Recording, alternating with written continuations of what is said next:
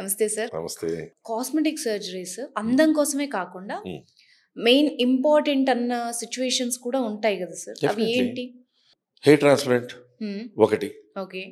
చాలా చక్కగా బాడీ అంతా ఉండి అంతా బాగుండి ముక్కు బండ ముక్కు ఉంది లేదా చొట్ల ముక్కు ఉంది, దాన్ని కరెక్ట్ చేసుకోవడానికి రైనోప్లాస్టీ ఒకటి.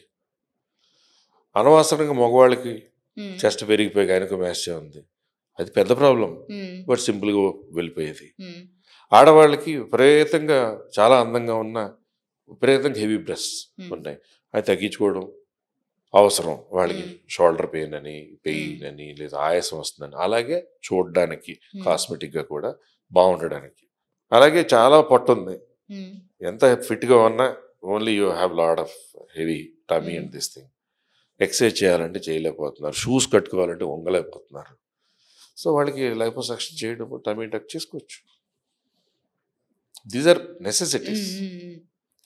మనకి ఫ్యాషన్ కోసం కాకుండా మనకు ఉన్నదాన్ని సాల్వ్ చేసుకుని better look, better feel, better confidence and better గా మనం మంచి బాడీ ఉందనుకోండి, పొట్టంతా పోయింది, మంచి ఎక్సర్సైజ్ చేయగలం, మంచి డ్రీమ్ ట్రైనర్ దగ్గరికి వెళ్ళిపోయాం.